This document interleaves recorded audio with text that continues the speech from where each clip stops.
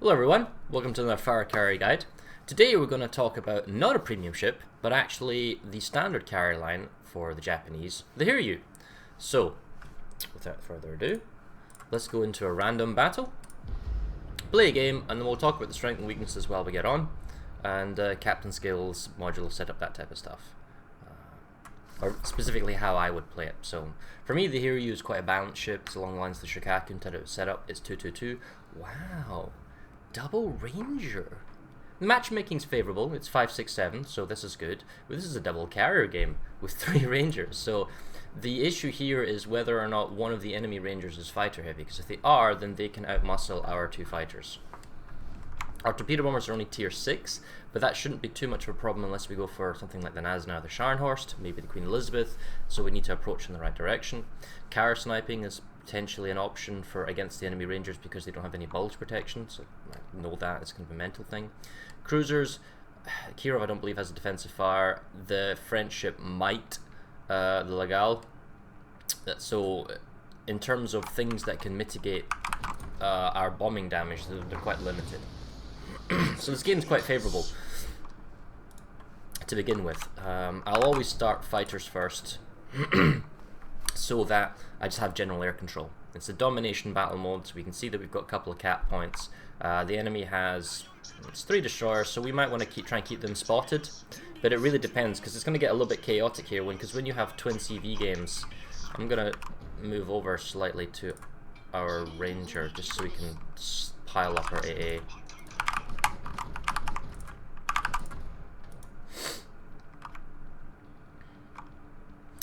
If you're going to go for a carrier snipe, you need to wait slightly for the team to dissipate so you can get a line in. And also, you need to take into consideration that because it's Rangers, you can probably just alpha strike them. So long as you get 6 torpedoes and then some dive bomber follow-ups, you'll probably get a flooding, which will have to damage control, otherwise they'll die. And then you can just dive bomb them. But the question is whether or not they have fighters to protect themselves, and is that really the best thing to win the battle? Other targets, the Duke is easy, the Haroon is easy, even the cruisers theoretically are easy. If we're good enough with our skill, we can also torpedo bomb and kill off the destroyers with cross drops. So we'll see. It looks like to begin with we might have a strike. It depends if he has fighters or torpedo bombers now. I'll see if I can help our Hatsu. Nope, he's fighter heavy. That's annoying. I don't really think I can help this guy.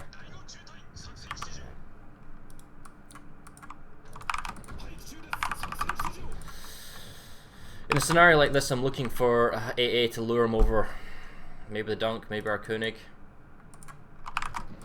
Our Ranger is bloody strike though. I mean, that's typical, isn't it? Okay, so let's see. He's following one. Is he gonna follow? Which one's he following?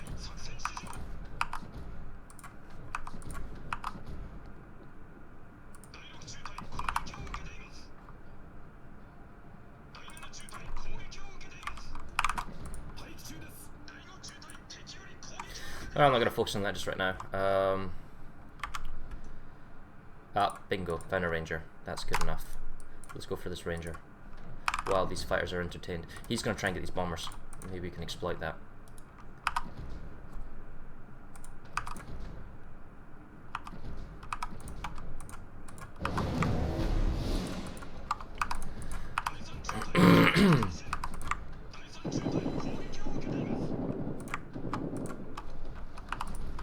Okay, good enough for now.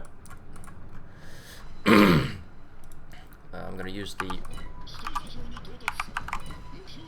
take the time with my approach. I can send the dive bomber, the weaker ones first. I want the torpedo bomber out. Chasing a target's the wrong way to go about something, unless it's a dive bomber.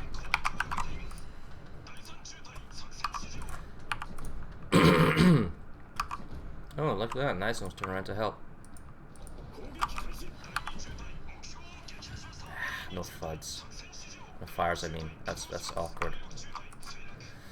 Right, we might have to cancel this because the Gneisenau's... Nah, it's not going to happen. The Gneisenau's AA is too powerful. We did kill off all the fighters, which is a benefit.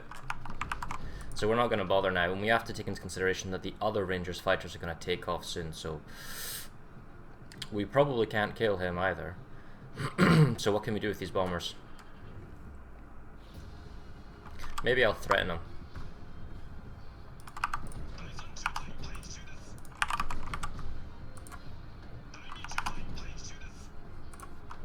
I mean, having the battleships fall back to save the carriers is, I guess, beneficial for us, because they're not helping or fighting on the front line. Okay, so he's got double fire. If he wants to take off his fighters, unless he's got emergency takeoff, which is a dumb skill, he shouldn't take it, he'll be fine. And their turn path, I'm going to make sure it's not flying over, and I'm going to try and keep these torpedo bombers as close as possible, because I'm only going to have a narrow window of opportunity to bomb him while he takes off.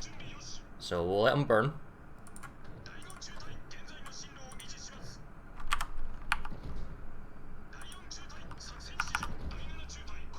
Now,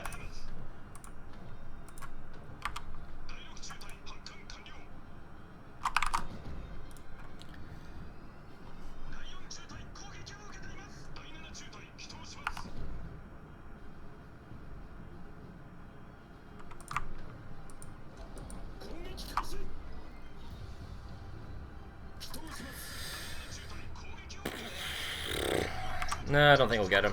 That's fair enough. It's not the most cleanest attack we've ever done. We'll just be patient now. Ooh, check that out, flooding. He might die, I'm not sure, because he still has quite a high health pool. It's the initial attack, and then he will flood now for... As long as he doesn't have a damage control power, he probably put those fires out. He'll probably die. Hopefully. But we'll see. Right. Now we'll collect our bombers up. We'll see what's going on. There's his health pool. I don't think a flooding can do 20k. It lasts a long time, but it's more so when his damage control party's back up, and whether or not he's got a premium there. So, but we'll definitely hurt him, so we could finish him off at a later point. The rest of our team's doing relatively okay. I think I might try and send my fire perfect against the bomber CV. I see the Caravan coming. Is there anyone here to deal with it? If not, I'll just send a dive bomber on them.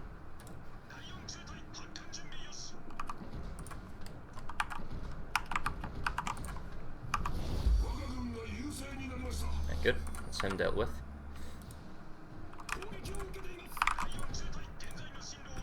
Is he still ticking? He is, wow. It's good damage we're getting.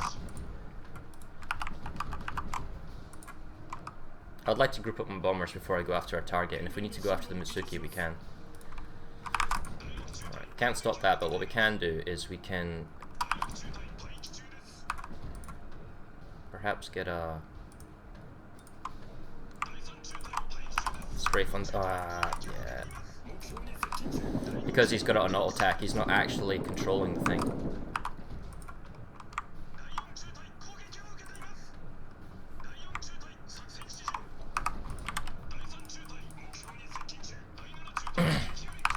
So we'll pull the fires back because I'm going to be focusing on the DD kill, and I don't want to have to worry about my fighters being killed off. I'm a bit rusty here, but you pull one from behind. Oh, he killed a plane! The Mitsuki killed a plane, you believe this crap? He's already turned quite hard here. This is a mess up. I'm anticipating the turn, see if I can't torp him now, because he was already in a hard turn when I did the drop from behind. He's actually doing a really good job at dodging, so it's kudos to him. But we have a Texas here who should theoretically be able to do something. See if I can't just reset the cap so he doesn't get anything. Okay, so that's cap reset. And we'll do it again because we didn't get fire.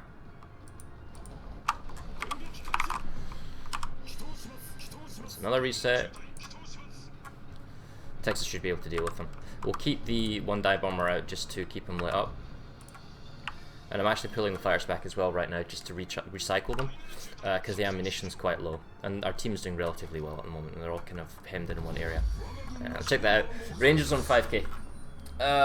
If I had fire cover, if I had fire planes, I mean I could have tried to fly them out to give them protection so that torpedo bomber had a better attack. Had I not used the first set of bombers on the first ranger and saved it for the second one, he would also guaranteeably be dead. Yeah, that's that DD now dead. But ultimately it's fine. It's not my cleanest game ever, but it's rare that I come across double ranger.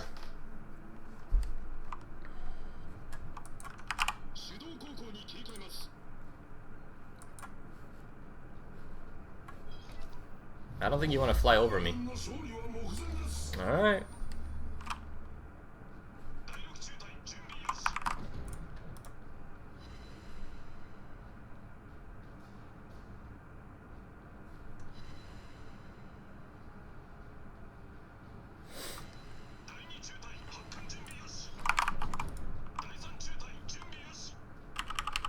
slow down so I don't go too far outside of the AA range.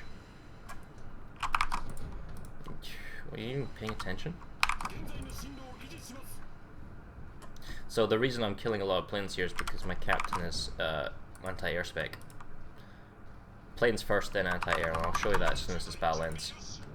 It basically means that because at tier... I know I don't really care about this fighter being all the way there, so let's see if we can't intercept more bombers. At tier 7 you don't have a defensive fire like tier 8, 9, 10, and as a result you need to be able to defend yourself from attacks. If your fighters are not rare, if you don't have ammo, if you've had a bruising fight against a strafe or an enemy kind of fighter duel, you need to be able to defend your ship with your AA alone. Oh, hello. So you need to be able to defend yourself with AA alone. Hold on a sec. At least one attack. There's not enough time to go around this thing, so I'm gonna basically just head on strafe it. I'm gonna click it to try and panic it. Once the panic effect is done, I'm gonna let go, because I don't want to let his planes harass mine, and then I'll strafe him from behind. Okay, I'm gonna go for this Iron Duke now with our bombers. And while I'm focusing on the Iron Duke, I can't micro the fighters a lot, so I'm just gonna go for him now. Because his health pool's down at 34k, 33k and torps incoming, I can actually afford to alpha strike him. And I'll keep the 6 group back just in case by some miracle he survives, so I can get follow-up fire. But the initial damage of the torpedoes should be enough. In hell, even these torpedoes from the Hatsu might be enough to kill him. So I'm just gonna do 1 dive bombers, and maybe we'll move on and hit the QE instead.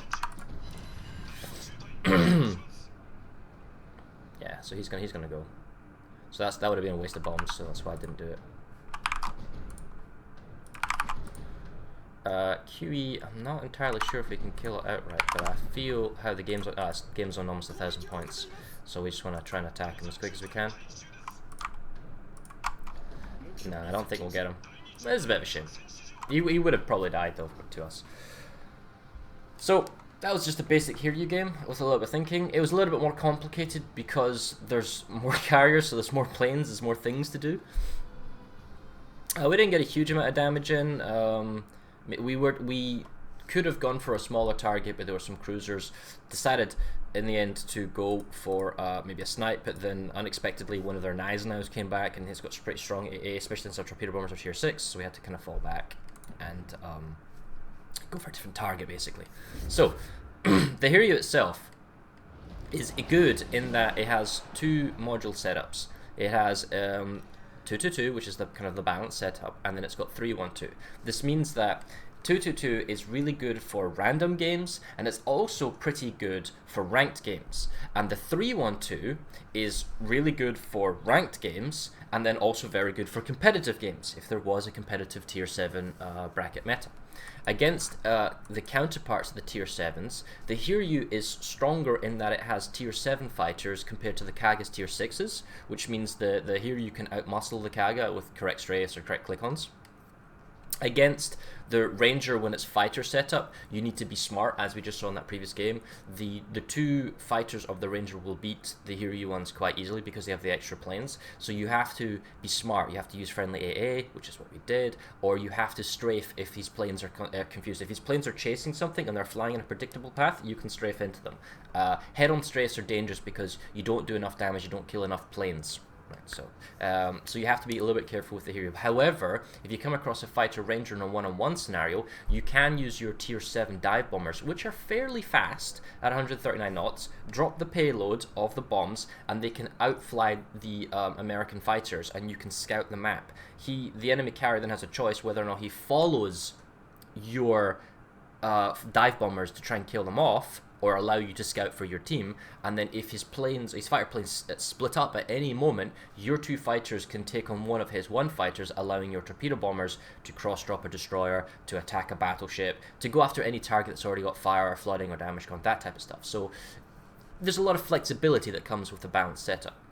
If you go 3-1-2 on the Hiryu, then you can be quite aggressive with air control, map presence, scouting, that type of stuff, but you're more reliant on your team because you can't cross-drop in those type of elements.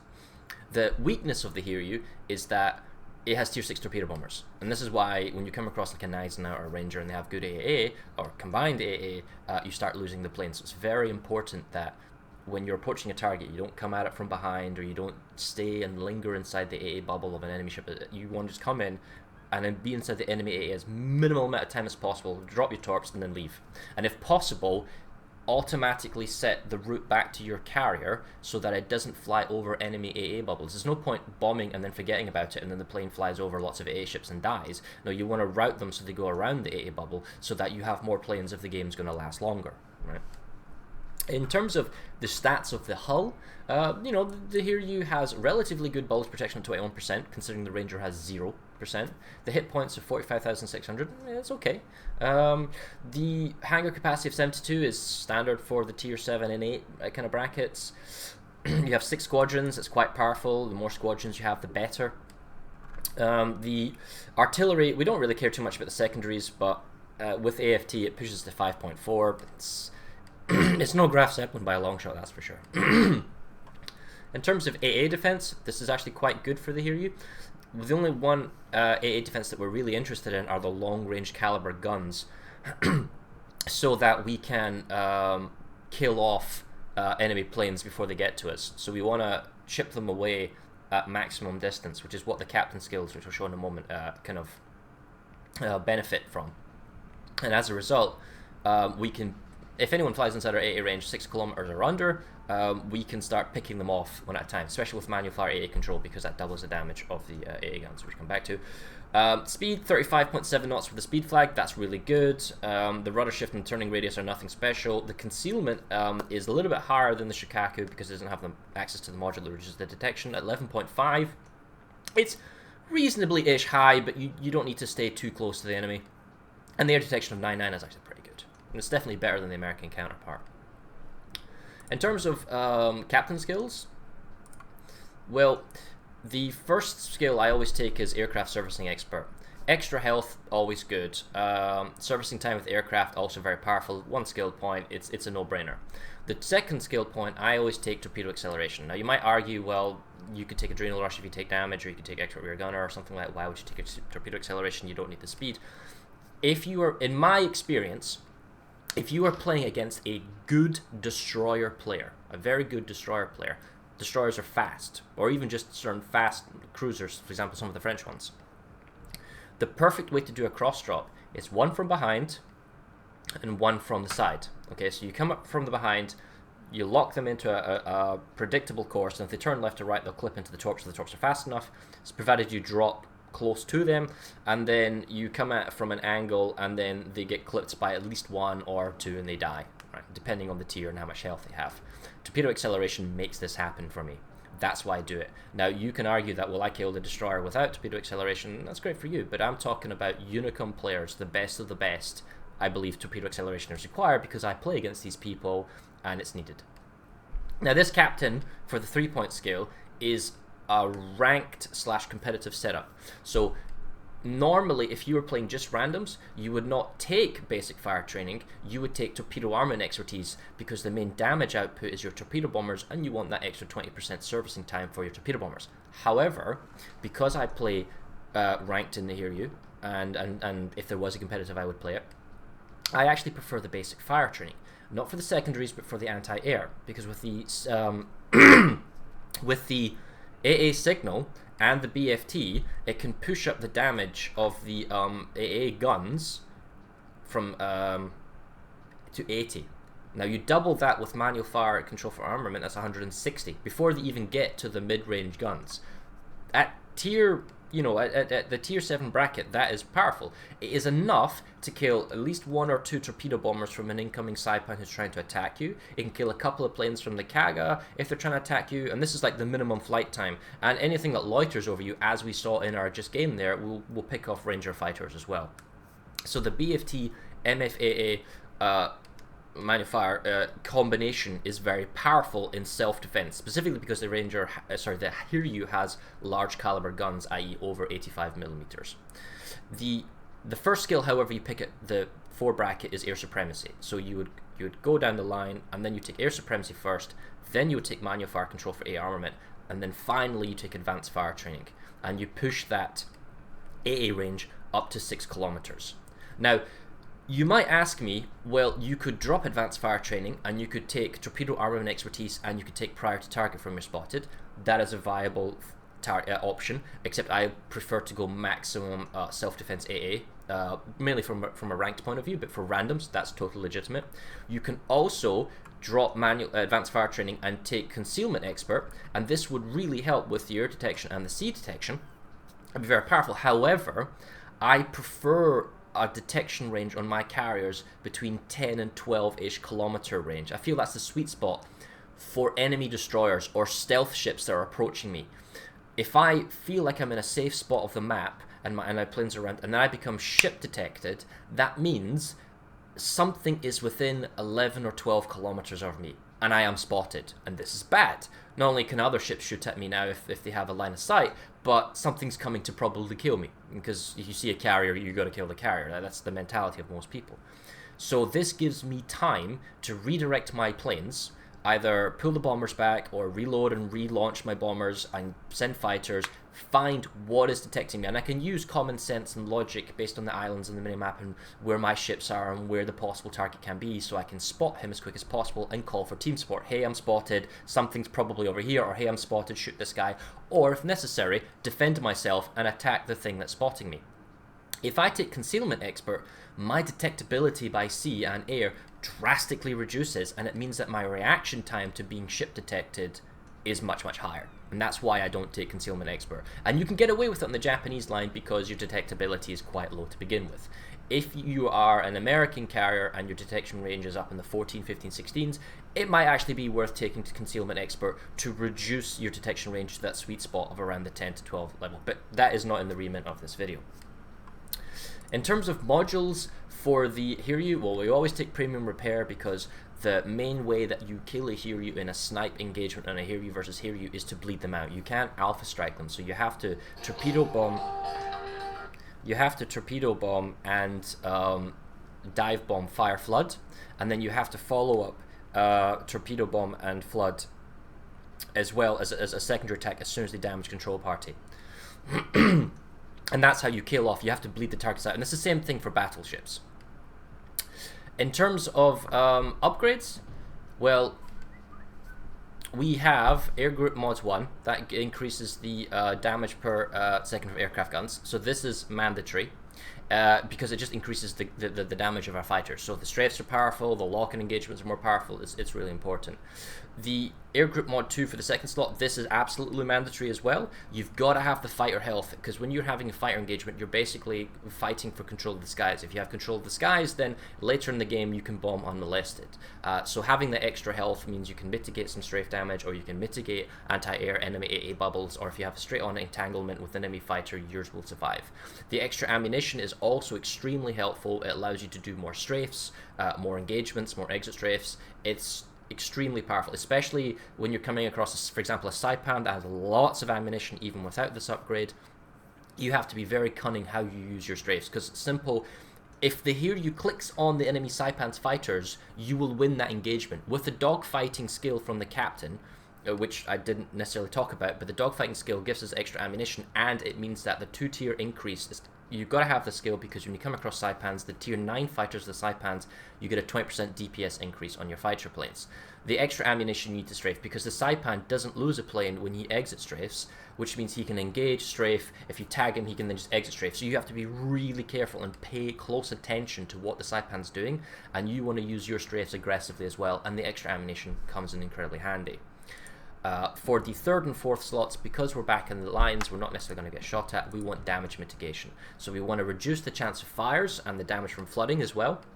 This is a huge thing, especially when someone's trying to dive bomb you or trying to shoot you with artillery and they're trying to set you on fire, because if you're on fire, your planes can't take off. We don't take emergency takeoff because we value basic fire training, because we rather mitigate the damage before it gets to us rather than having skills that only help us when we've already taken damage.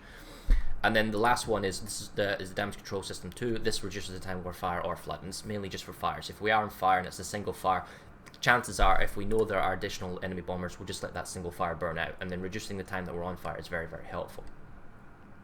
In terms of camouflage and signals, pick any camouflage that gives you the 3% detectability reduction, and also the dispersion of the shells. It can be anything you want. In terms of signals, there are a number of options how one might play the Hiryu. I personally like to go for a more offensive based, which means I value the AA signal, so I can have self-defense with a flag. I value the speed signal, so my ship can be quicker and run if necessary.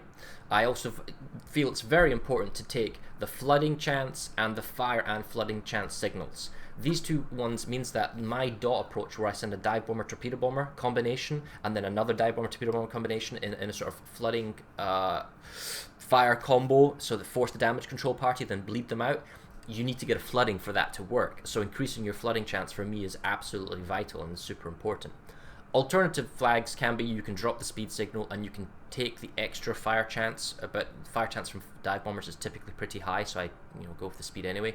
You can, however, drop the speed and you can take the fire reduction time as well if you feel that you're in a scenario where there's a lot of bombing and bombing heavy and you're going to take fires, but that's more of a proactive skill. Sorry, that's more of a reactive signal rather than a proactive one, so that's typically how I play.